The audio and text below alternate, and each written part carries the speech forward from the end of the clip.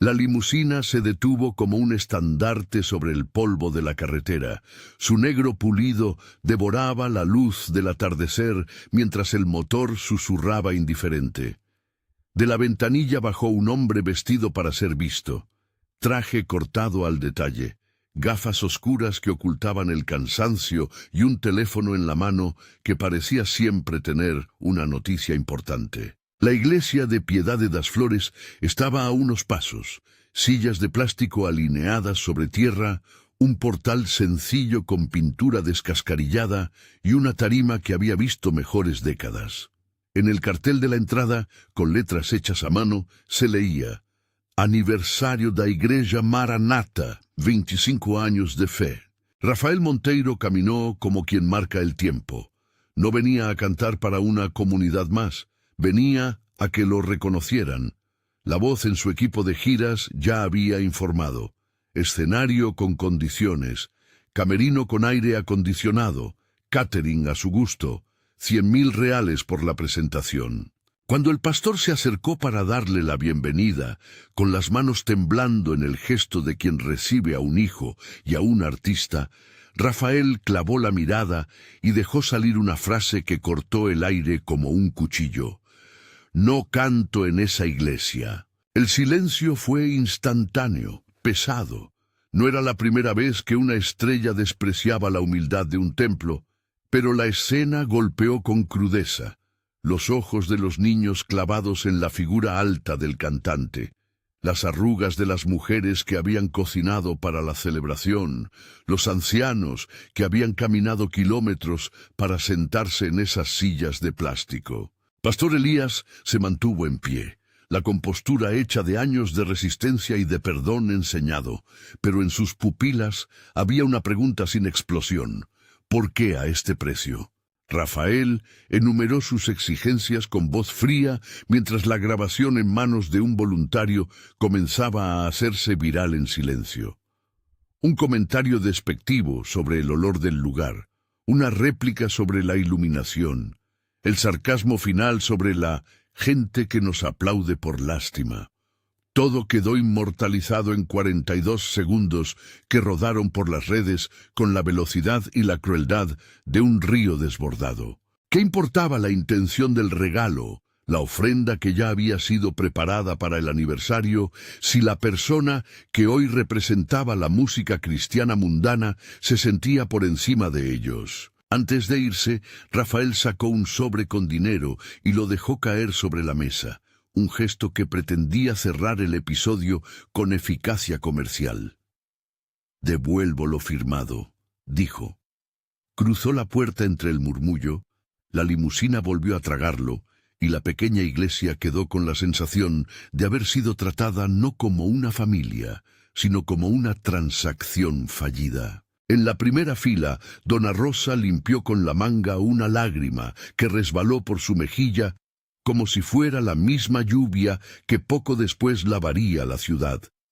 A alguien se le escapó un teléfono encendido.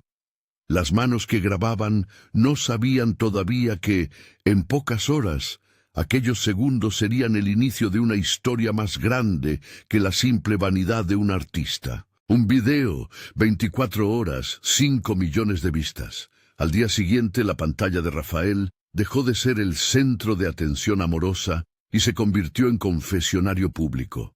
Comentarios iracundos, periodistas hurgando en contrataciones anteriores, managers negando próximos shows. La discográfica, temerosa de la imagen, pausó negociaciones. Marcas que antes buscaban su rostro para campañas se apartaron con declaraciones mediatizadas sobre valores. Los boletos que podían haber vendido estadios dejaron de tener sentido. Allí donde antes había brillo y alfombra roja, ahora hubo silencio y mensajes sin respuesta. En el apartamento que se suponía de éxito, las luces estaban encendidas, pero no había música. Los platillos dorados de premios reposaban en una estantería como testigos mudos. La nevera estaba llena de sobras medio olvidadas. Rafael al principio fingió indiferencia. A su alrededor había contratos por firmar, abogados enviando correos, amigos que ya no llamaban. Pero la caída no es solo financiera, es algo que introduce una grieta en la identidad.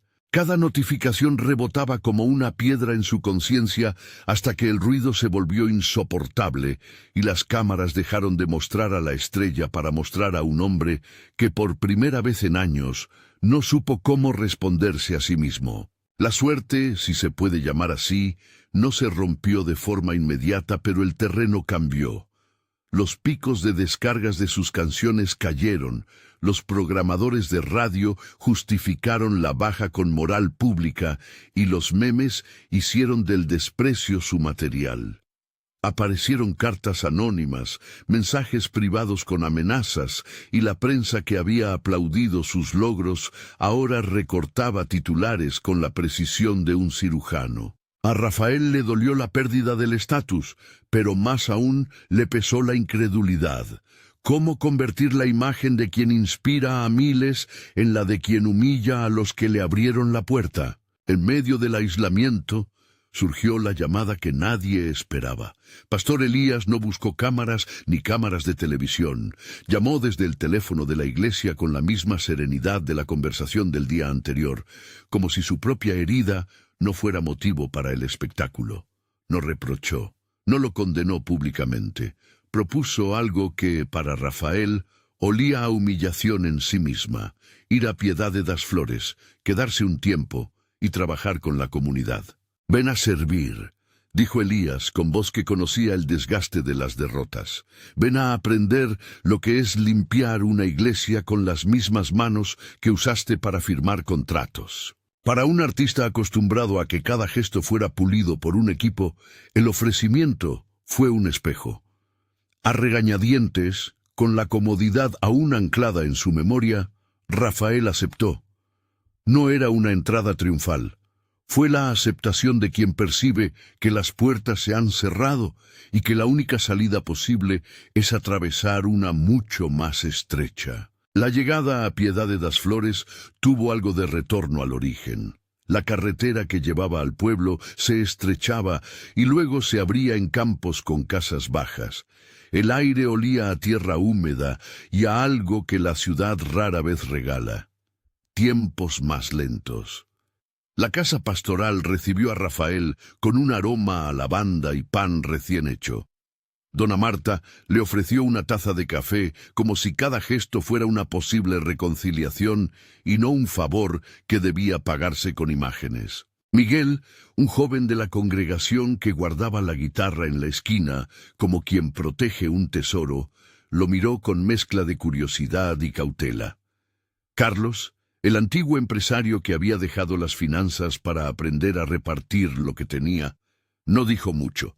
Su mirada era la de quien analiza el riesgo de dar segundas oportunidades. Los primeros días fueron humildes en su literalidad: limpiar los bancos con trapos, recoger hojas secas del patio, pulir el púlpito con aceite y paciencia. Cada movimiento de Rafael fue observado no solo por la congregación, sino por su propia conciencia, que parecía gruñir cada vez que una mano tocaba la escobilla. No fue una subasta de arrepentimiento, fue un taller donde el valor de las acciones iba reemplazando la retórica del éxito. Algunos recibimientos fueron cálidos, otros cortantes. Dona Rosa, que había ido a la celebración con la esperanza de ver bendecida la casa de Dios, tardó en bajar su barrera. Había algo en el gesto de Rafael que le recordaba la humillación sufrida.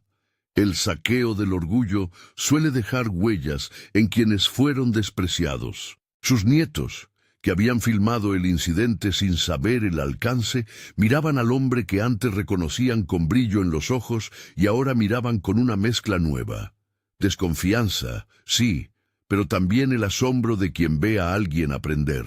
El trabajo en la huerta fue un golpe directo a la imagen pública de Rafael. Olió a tierra, su camisa se manchó de sudor y tierra, y la rutina diaria no perdonaba simetrías. Enseñar a los niños música en una sala con un piano desafinado fue más humillante que cualquier titular.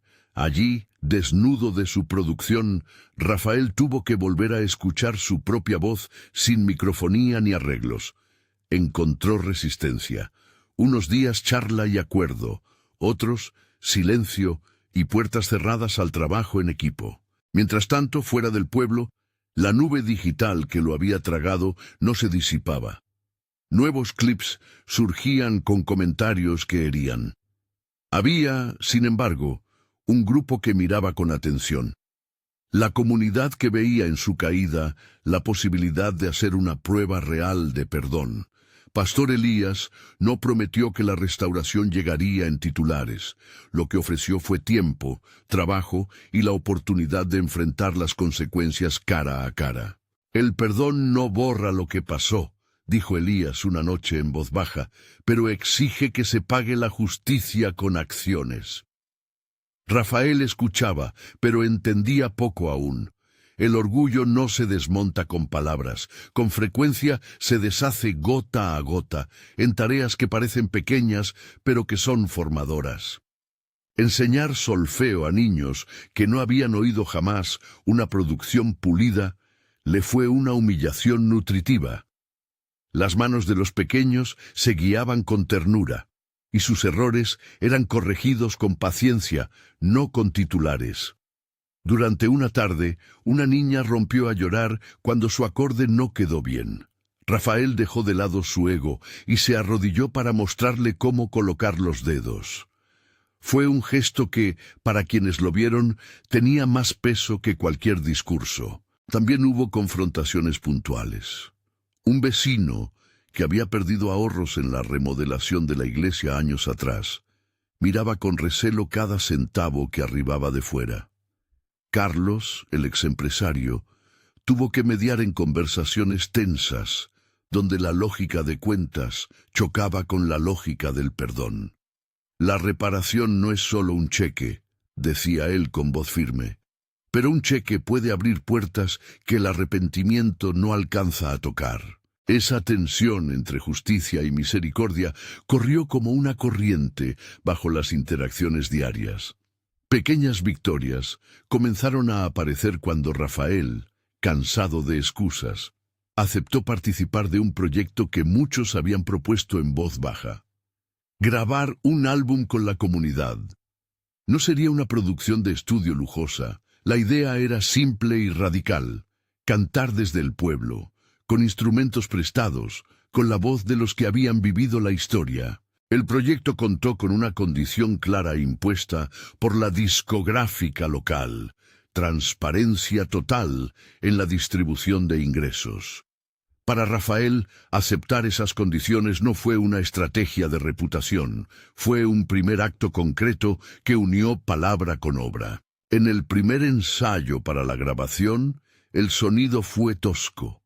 El piano viejo que habían arrimado al fondo del salón sonaba a eco de otras épocas. Las cuerdas de la guitarra de Miguel vibraban con una honestidad que no admitía retoques. Algo sucedió cuando comenzaron a tocar juntos. La música dejó de ser un producto y volvió a ser lo que siempre fue en su origen, un puente entre corazones. Algunas voces se entrelazaron mal. Otras encontraron en la imperfección un rostro de verdad. La grabación tomó forma con errores que no se editarían del todo. Quedaría la respiración, el roce de pies en el suelo, la risa del que olvidaba la letra y era acogido en ese olvido. Pero toda reparación exige pasos públicos. Mientras el álbum se construía en la humildad de la iglesia, la vida en la ciudad seguía su curso. Los remanentes de la viralidad no eran antiguos. Un programa de televisión local hizo preguntas sobre la lección que se impartía en Piedad de das Flores. Para algunos, lo que allí se practicaba parecía un acto teatral. Para otros, era la crónica de que alguien dispuesto a arrodillarse merece una segunda oportunidad. Rafael, que antes había vivido en la claridad artificial de los reflectores, ahora se veía obligado a medir cada gesto. La comunidad intuyó que, si habría reparación, tendría que haber una restitución tangible, no en cantidades que satisficieran la prensa, pero sí en gestos. Se acordó que parte de lo recaudado con el álbum se destinaría a obras locales, arreglar el techo del centro comunitario, comprar medicinas básicas, pagar deudas pendientes de familias con menos recursos. Era un pacto que mezclaba justicia y pragmatismo, y dejó a Rafael frente a un espejo político que le gustaba menos que cualquier éxito, el de la responsabilidad social real. Hubo quienes dudaron hasta el final.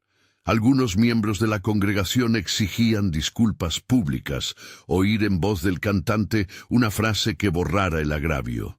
Otros, más cautelosos, creían que la reparación se demostraría con tiempo y con el reparto de lo que viniere. Pastor Elías, con su costumbre de hablar siempre desde la experiencia, contó en una cena cómo había conocido la humillación años atrás y cómo una mano amiga lo había levantado. No justificó a Rafael. Explicó que la historia humana se repite y que las segundas oportunidades, cuando se sostienen en coherencia, transforman. En el pueblo, la prensa local circuló la primera nota sobre el álbum. Fuera, en la ciudad, la polémica no había desaparecido. Algunos líderes de opinión seguían cuestionando la autenticidad del cambio. Incluso en el propio corazón de Piedad de Das Flores surgieron discusiones sobre la conveniencia de permitir que quien había herido regresara como figura visible. Fue entonces cuando apareció otra dimensión del desafío. No se trataba solo de la reconstrucción del artista, sino de la protección de la dignidad de quienes habían sido despreciados. Una tarde, mientras limpiaba el altar con un trapo que olía a cera y lejía, Rafael escuchó una frase que le caló hasta la médula. Dona Rosa, con la voz cascada por los años, le dijo: «Si vas a volver a cantar, canta para nosotros. Si vas a volver a ser amado, aprende a amar. No lo hagas para subir de nuevo, hazlo para quedarte de pie al lado nuestro cuando haga falta». No fue un reproche vestido de sabiduría. Fue una condición que puso en su corazón un nuevo norte. En esas noches, cuando la iglesia cerraba sus puertas y el mundo parecía haberse detenido, Rafael se encontró muchas veces solo en el patio, mirando las estrellas sin saber por qué su voz ya no le pertenecía del todo. La vanidad había sido su idioma durante años. Ahora, confundido, buscaba traducción. Empezó a escribir en un cuaderno notas torpes, ideas de canciones, frases que le rondaban, pequeños remordimientos que parecían, sin embargo, candiles. Las letras que antes hablaban de conquista ahora buscaban nombres y rostros. La parte más difícil no fue aprender a barrer o a dar clases de música. Fue escuchar la voz de las víctimas y con eso dejar de dirigir su propia sinfonía. Cada mirada de reproche, cada silencio, cada gesto de duda, fue un metrónomo que marcaba su tiempo real de recomposición. Algunos días retrocedía. Una llamada de la ciudad, una oferta que sonaba tentadora, un mensaje que lo halagaba y lo devolvía a la tentación. Pero en el pueblo había manos y trampas que lo sostenían. Miguel le recordaba con simpleza que la música sin compromiso no sacia. Dona Marta le ofrecía una taza de café y la disciplina de la rutina. Un repliegue interno comenzó a suceder en Rafael como un lento trabajo de herrería. El orgullo se templaba, no se quebraba. No hubo fuegos artificiales ni conversiones fulminantes. Hubo, en cambio, tardes de repetición, de tocar la misma escala una y otra vez hasta que la mano dejó de doler. En esa repetición se gestó algo nuevo, respeto por la disciplina que sostiene la gracia. La viralidad, por su parte, seguía viviendo su ciclo. Podcast y programas de opinión jugaban con la historia, unos para reconstruir la figura caída, otros para un linchamiento gratuito. Entre tanto ruido, la comunidad de Piedad de Das Flores trabajaba en silencio en un plan concreto. Antes de cualquier declaración pública, querían cerrar acuerdos que demostraran que no todo era teatro.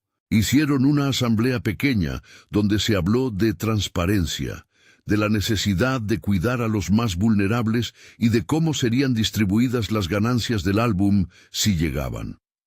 Rafael participó de la asamblea no como estrella, sino como parte de la mesa de trabajo. Fue su primera experiencia de rendición sobria de cuentas.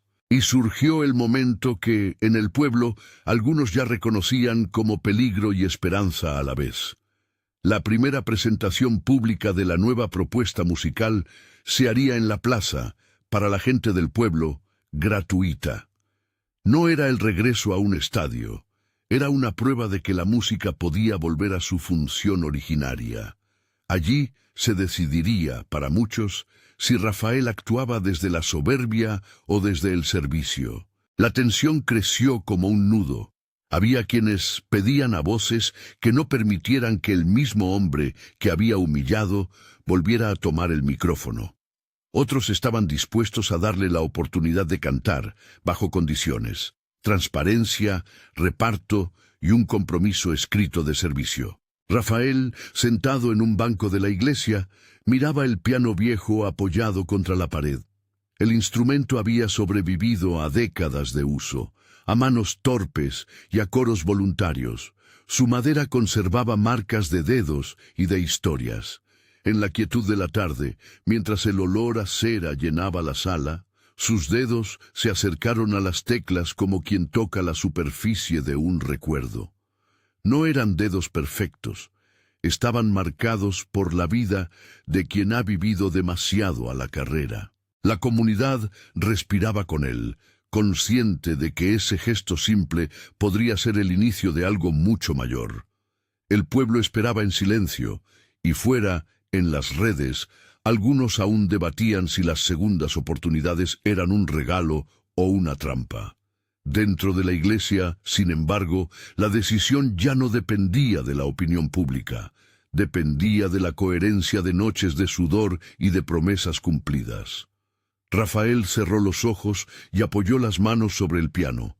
No tocó aún, no pronunció palabras. En ese instante, la escena quedó suspendida entre la posibilidad de una canción, que sería un acto de reparación, y la amenaza de un gesto que podría volver a herir. Fue allí, en esa pausa densa, donde la historia tomó un aliento nuevo. El ruido de la ciudad se volvió lejano y la vida del pueblo empezó a pesar con más verdad que cualquier titular. El reloj marcaba un tiempo que no era el del espectáculo, sino el del proceso. Y en ese tiempo comenzó a gestarse la pregunta que muchos se harían en voz baja: ¿hasta dónde está dispuesto a llegar alguien para reparar lo que rompió? ¿Hasta dónde estaba dispuesto a llegar alguien para reparar lo que había roto? La pregunta quedó suspendida en el aire de la sala como una nota que no terminaba de apagarse. Rafael apoyó las manos en las teclas y por primera vez en mucho tiempo dejó que la memoria de una canción antigua viniera sin manager, sin productores, sin consignas de marketing. Sus dedos encontraron una melodía simple, un himno que no necesitaba adornos. La primera nota no llenó la sala. La primera nota fue un puente tímido entre su vergüenza y una posible reparación. Al principio cantó sin pensar en voces ajenas. La letra le venía a la boca en fragmentos, entrecortada, con la sinceridad bronca de quien se enfrenta a sí mismo. No buscó ese momento, el momento lo buscó a él. Algunos en la habitación levantaron la vista como si la música fuera una confesión que no había sido pronunciada con palabras. Miguel en la esquina dejó la guitarra recostada y se acercó lento. Las manos de Dona Rosa temblaron, pero no por ira. Había en ese temblor una mezcla de cautela y esperanza. La voz de Rafael sonó distinta. No era la voz producida para estadios, pulida por estudios de mezcla. Era una voz que llevaba polvo de caminos, sudor de huertas y el peso de miradas heridas. Cuando terminó la estrofa, un silencio que no esperaba calmó la sala. Pastor Elías no aplaudió. No hacía falta. La música, en ese instante, comenzó a hacer lo que las palabras no habían logrado. abrir puertas oxidadas de la confianza. Poco a poco, la comunidad fue aceptando la inocencia imperfecta de aquella entrega. No fue una conversión repentina ni una absolución automática. Fue un paso pequeño y medido. Algunos aún husmeaban el gesto con recelo, otros con la ternura de quien sabe lo que cuesta pedir perdón. Esa tarde, la iglesia entera quedó pactada por una verdad elemental. La reparación pide testigos. Y la reparación comenzó con actos tan ordinarios que paradójicamente parecían extraordinarios. Las semanas siguientes fueron una sucesión de días iguales, uno tras otro, cada uno reclamando una pequeña cuota de coherencia. Rafael se levantaba temprano para trabajar en la huerta, removía tierra junto a manos curtidas y aprendía, sin gloria, a sembrar paciencia. Enseñaba a los niños a reconocer las notas, a no temer el error, corregía con ternura y sin discursos grandilocuentes. En el pueblo, la vida seguía su curso con la densidad de lo cotidiano. Un pan recién hecho, un vecino que pedía ayuda, una puerta que chirriaba y la necesidad de arreglarla. La música del pueblo iba cobrando forma y, con ella, un proyecto que ya se había discutido en voz baja tomó cuerpo, el álbum de la comunidad. La idea era modesta y decidida. No sería una maniobra de reputación, dijeron los mayores. Sería una obra tangible que representara la nueva alianza entre quien había causado daño y quienes habían sufrido. La discográfica, que todavía conservaba una relación con Rafael, puso condiciones estrictas: contrato con auditoría, cláusulas de transparencia, compartición de ingresos con una cuenta comunitaria y un comité de supervisión formado por miembros de la iglesia. Rafael firmó. La firma fue más que tinta en papel. Fue un compromiso público que lo colocaba bajo una lupa distinta a la del espectáculo. Ahora respondía a la lógica del servicio. En los ensayos se rompieron más de una costra. El piano viejo crujía y las notas sobrantes parecían ecos de historias no contadas. A veces alguien se equivocaba y la risa brotaba, no por burla sino por alivio. El ingeniero de sonido que vino desde la ciudad se sorprendió. No era una sesión para crear un hit, era una grabación para dejar memoria de un tiempo en el que la música había vuelto a su función originaria. Dejarían audios imperfectos, respiraciones, pasos, risas y huecos. Era una apuesta por la verdad sonora. Mientras tanto, fuera del pueblo, los altavoces digitales seguían hablando alto. Periodistas que no conocían la textura de los caminos construyeron teorías. Algunos columnistas destacaban la operación de relaciones públicas. Otros celebraban la caída como justa y definitiva. El rumor era un animal que se alimentaba tanto de la duda como del odio.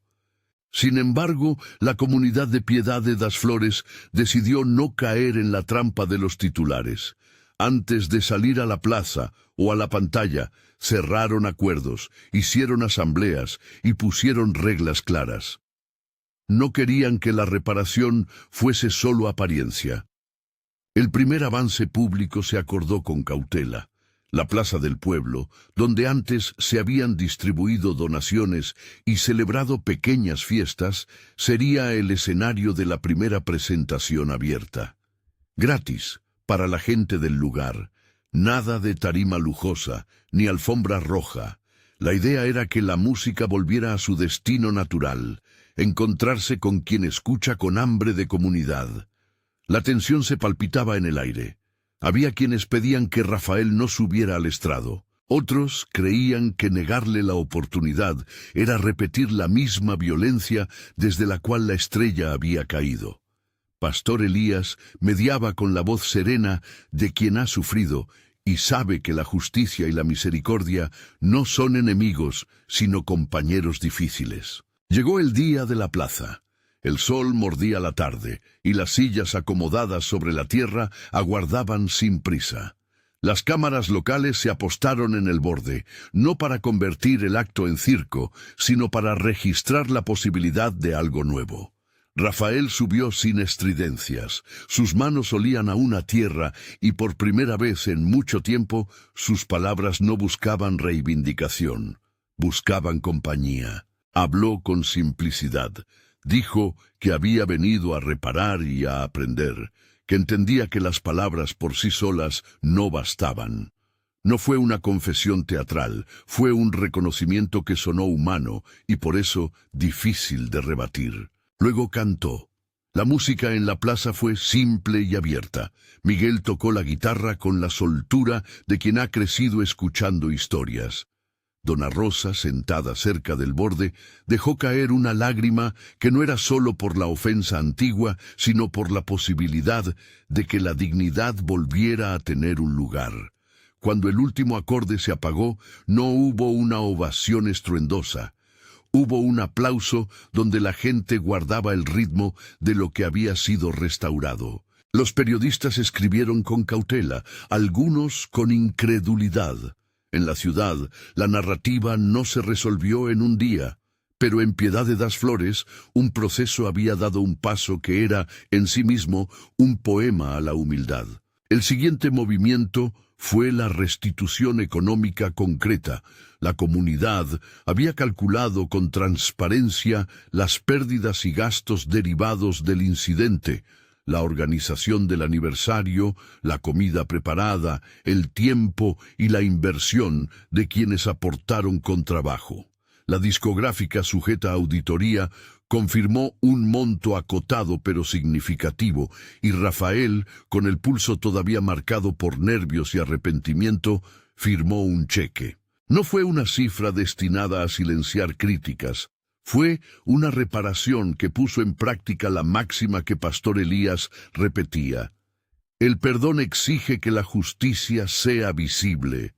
En la entrega del cheque hubo fotos, sí, pero hubo algo más potente, la presencia de quienes nunca habían pedido la cámara. Dona Marta sostuvo la mano de Rafael por un momento, como quien bendice un acto que costó lágrimas. Junto al dinero vino otro gesto simbólico, una vieja panela que la iglesia necesitaba para cocinar en eventos comunitarios. Cuando Rafael la entregó, con las manos temblando, la olla resonó en sus dedos como una metáfora de lo cotidiano. Para que nadie vuelva a sentir que le dieron un plato roto, dijo una vecina. Fue un detalle pequeño y ajustado a la medida de la comunidad, que últimamente prefería los hechos a las palabras. Si bien la restitución fue un paso, la verdadera prueba vino con la grabación del álbum y el destino que se le daría a lo recaudado. El contrato establecía que un porcentaje iría al fondo social de la iglesia, otro a proyectos de salud y educación local, y una porción razonable a los músicos y técnicos que trabajaron en la producción. La transparencia exigió que cada factura, cada cobro y cada gasto quedaran registrados y publicados en la cuenta comunitaria. Para algunos en la ciudad, ese protocolo habría sido un movimiento de relaciones públicas. Para los que vivían en el pueblo, era la única forma de permitir que la confianza creciera de nuevo. Si vas a volver a cantar, que la voz de la música no sea la voz de la impunidad, decía Carlos en una reunión. Cuando el álbum salió al mercado, no aspiró a cifras desorbitadas. Llegó con modestia a plataformas digitales y con copias físicas que vendían en las ferias del pueblo. Los arreglos eran humildes, guitarras descalzas, un piano que respiraba cada acorde, voces que no temían rasgarse con la fricción de la autenticidad. Entre las pistas hubo himnos antiguos interpretados con reverencia y nuevas canciones que nombraban rostros del lugar. En las notas del álbum, en letra clara, se explicaba el propósito. Parte de lo recaudado se destinará a proyectos. La comunidad acompañó cada paso con la exigencia de cuidar la transparencia. No faltaron voces que desde fuera siguieran cuestionando la sinceridad del cambio. Pero hubo también testimonios que cambiaron la narrativa. Una madre que recibió ayuda para pagar medicinas. Un joven que recibió beca para continuar estudios. La restauración del techo del centro comunitario, pequeños hechos que sumados narraban una transformación donde la música se convertía en una herramienta tangible de servicio. El éxito de Rafael, si puede llamarse así, dejó de medirse en copas y pantallas para medirse en camas reparadas y aulas iluminadas. El antiguo famoso se volvió una figura que respondía a realidades y la sociedad le exigía ahora coherencia. El clímax público llegó en dos tiempos. Primero, en la iglesia misma, durante una noche de culto sostenida por la comunidad. Había quienes dudaban y quienes se aferraban a la esperanza. Esa noche, el himno que Rafael interpretó no fue un solo de estrella. Fue un acto coral en el que la congregación entera participó. Las luces eran sencillas, la acústica imperfecta, y sin embargo, la intensidad fue sorprendente. En medio de la canción, mientras las voces se entrelazaban, el piano viejo sonó con una claridad que nadie esperaba. Las manos de Rafael temblaron y al bajar la mirada vio a Pastor Elías con la cabeza inclinada.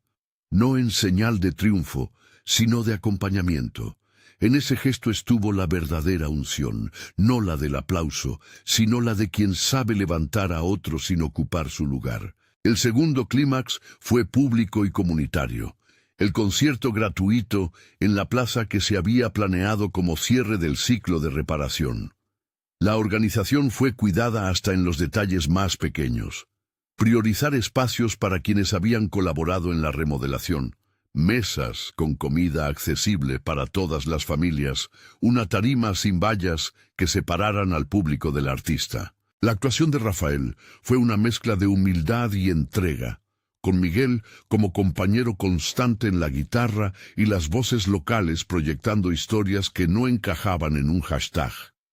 En un momento, Rafael detuvo la canción y pidió que se acercara al micrófono la señora que había organizado las comidas del aniversario.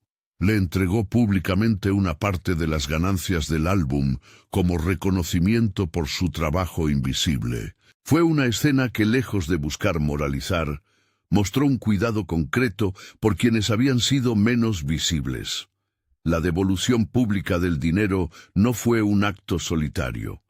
Había en la plaza testigos, pero sobre todo había procesos, recibos, acuerdos, una implementación que buscaba no reproducir la lógica de la caridad vertical, sino de la corresponsabilidad. Carlos, que había sido escéptico, reconoció en voz alta que la restitución no borraba el daño, pero sí podía restituir condiciones materiales necesarias. En la sombra hubo quienes siguieron desconfiando. La reparación, como Pastor Elías repetía, no se decretaba en una sola noche, se sostenía con hechos que perduraran. Con el tiempo, la historia de Piedad de das Flores traspasó el circuito local y empezó a ser un ejemplo que otras comunidades miraron con atención. Algunos lo llamaron el regreso humilde, otros, con menos benevolencia, lo llamaron una operación de imagen prolongada. Pero en el corazón del pueblo la vida continuó. Los niños siguieron aprendiendo música, el fondo social pagó becas y el techo del centro comunitario dejó de gotear. Rafael no volvió a la fama a la velocidad de antes. Más bien, su carrera retomó un ritmo distinto. Contratos condicionados a transparencia, proyectos vinculados a servicios comunitarios y una nueva ética de trabajo que exigía rendición de cuentas. Años después, el paisaje narrativo se había transformado sin borrar huellas ni odios antiguos. Rafael y Miguel grabaron otras canciones. Algunos programas de radio comenzaron a llamar para pedir entrevistas que ya no solo giraban en torno a escándalos. Hubo un concierto en un estadio pequeño, un reconocimiento formal que la comunidad rechazó al principio por temor a que aquello fuera una vuelta al viejo brillo. Al final, el estadio se llenó porque la organización decidió que la entrada sería gratuita para familias vulnerables, y que las ganancias de la venta de merchandising se destinarían a un programa de alfabetización local. Cuando Rafael subió al escenario esa noche, lo hizo sin gafas oscuras, con la garganta serena y la mirada puesta en el público que representaba rostros que había aprendido a proteger. Su vida personal experimentó cambios profundos y no exentos de normalidad. Se casó con una mujer que no venía del circuito de la farándula, alguien que valoraba la rutina y el silencio. Su matrimonio fue manso, sostenido por pequeñas prácticas de vida, como limpiar juntos la cocina de la casa pastoral cuando visitaban el pueblo, o llamar cada domingo para preguntar por la comunidad. No hubo una narrativa de éxito deslumbrante. Hubo, sí, una consolidación de hábitos que mostraban que la transformación no era episódica. El legado más visible fue quizá el programa permanente que se creó con parte de las ganancias de los álbumes. Una escuela de música comunitaria que ofrecía clases gratuitas y kits instrumentales para jóvenes con talento, acompañada de un consejo de supervisión formado por miembros de la iglesia y vecinos. Miguel, el joven guitarrista, se convirtió en un ejemplo de cómo las segundas generaciones pueden tomar la música y convertirla en oficio con mirada de servicio. Carlos, que había cambiado su traje de empresario por la camiseta de voluntario, siguió coordinando proyectos de microfinanzas y asesoría para emprendimientos locales. Dona Rosa vivió el resto de sus años con la tranquilidad de quien vio que la dignidad no se vende. Su nieto, que una vez filmó con un teléfono sin medir consecuencias, ahora enseñaba a otros jóvenes sobre el uso responsable de las redes y cómo las imágenes pueden herir o construir. Pastor Elías envejeció con la misma tranquilidad que lo distinguía. Nunca buscó protagonismo, siempre dijo que la gracia que él recibió no era para centrarse en sí mismo, sino para distribuirla. En una noche de oración, no mucho antes de que su voz comenzara a escucharse con menos fuerza, contó otra vez la historia de su caída, no como un testimonio de superioridad, sino como una advertencia útil. Quien no ha conocido la caída, no siempre entiende lo que cuesta levantarse. Y quien no ha sabido pedir perdón, no siempre sabe cómo repartir dignidad. Sus palabras, repetidas a lo largo de los años en la iglesia, se convirtieron en un manual de prácticas. La rendición de cuentas, la transparencia y el servicio como pedagogía de fe. La prensa nacional, que en un inicio alimentó la cacería, con el tiempo publicó reportajes que no buscaban héroes ni villanos, sino procesos. Hubo entrevistas donde Rafael aceptó preguntas incómodas, no las esquivó. En lugar de adornar su pasado, articuló enseñanzas. La fama no es un permiso para ignorar rostros. Contó, sin dramatismo, que la humildad no cura todo de inmediato, pero que la coherencia de actos construye credibilidad en el tiempo. El último tramo de la historia mostró algo que la comunidad siempre supo. La restauración auténtica no anula la memoria. Nadie, en Piedad de das Flores, fingió olvidar la humillación. Lo que sucedió fue que con paciencia y trabajo, la relación entre quien había ofendido y quienes habían sido ofendidos se volvió más honesta. Se hicieron reuniones anuales donde se evaluaban los proyectos, se leían cuentas y se discutían nuevos desafíos. A veces surgían tensiones antiguas, pero ya existía un mecanismo de diálogo que las abordaba. La experiencia dejó una enseñanza práctica en el pueblo. La salvación social exige instituciones que funcionen, no solo sentimientos nobles. En el cierre, años después, la escena fue sencilla. En una mañana de domingo, la plaza fue el escenario de un encuentro festivo. Rafael miró a su alrededor. El piano que usaron en la iglesia seguía allí, con marcas de dedos que contaban historias. Miguel llevaba la guitarra con la misma humildad de los primeros días. Dona Rosa, algo más encorvada, aplaudía firme. Subió al estrado para decir unas palabras, no para proclamar triunfo, sino para agradecer. «No vine solo por fama ni por culpa», dijo con voz madura. «Vine porque aprendí que la música debe servir. Si algo he ganado, lo debo repartir.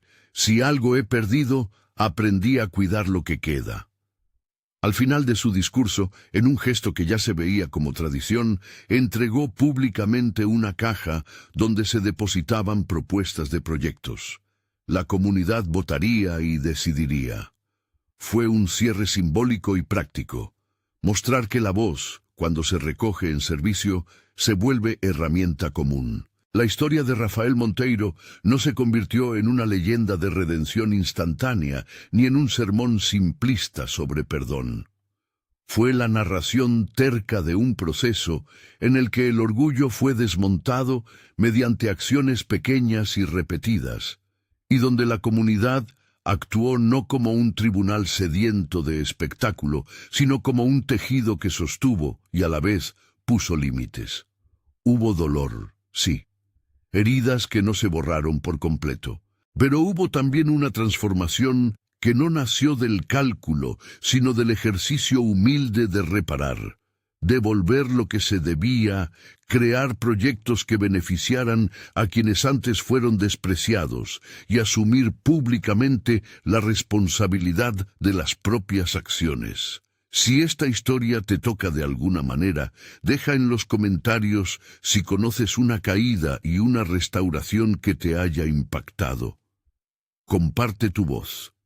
Las segundas oportunidades solo prosperan cuando se escuchan muchas voces. Al aplicar esa lección a la vida cotidiana, quedan preguntas abiertas para quien escucha. ¿Qué significa servir en tu contexto? ¿A quién puedes devolver la dignidad que se le negó? La historia no da fórmulas. Invita a examinar acciones concretas. En algún lugar, entre la limusina y la panela entregada a mano, entre un himno en un piano viejo y un cheque firmado con manos temblorosas, hay una verdad práctica. La humildad se prueba con trabajo mediocre y amor sincero, no con discursos perfectos. Los años enseñaron lo que las señas del pueblo ya sabían. La restauración auténtica requiere tiempo, transparencia y actos que pongan la justicia y la misericordia en la misma balanza.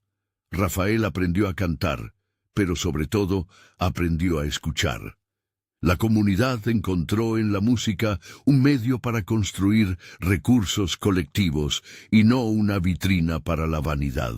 Pastor Elías cumplió su rol de puente, no como quien impone castigos, sino como quien mantiene la casa abierta a quienes vuelven con voluntad de cambiar. La última imagen que queda es de una noche de verano, el cielo oscuro salvo por unas pocas estrellas.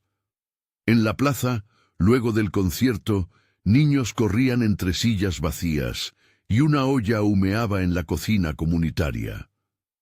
Rafael, con la camisa manchada de harina por ayudar en la cocción, se acercó a Dona Rosa, la besó en la frente y le dijo, en voz baja, «Gracias por no cerrar la puerta». Ella sonrió, y con la sabiduría de quien ha visto muchas historias, respondió, «Si la fe enseña algo, es que nadie tiene derecho a creerse dueño del altar. Somos todos vecinos. Aprendemos a cuidarnos». Así cerró la lección, no con una medalla ni con un titular grandilocuente, sino con la evidencia humilde de una vida que eligió el servicio como modo de existencia. La fama reapareció en un formato distinto, entrevistas que hablaban de responsabilidad, conciertos con objetivos sociales, programas educativos, apoyados por quienes alguna vez fueron espectadores y ahora eran protagonistas de su propia dignidad. Rafael ya no era la misma persona que bajó de la limusina aquel día. Tampoco Piedad de das Flores era la misma. Entre ambos se construyó un puente frágil y vigoroso a la vez, de esos que sostienen por transparencia, por trabajo y por la convicción de que la verdadera grandeza cristiana no se proclama, se practica.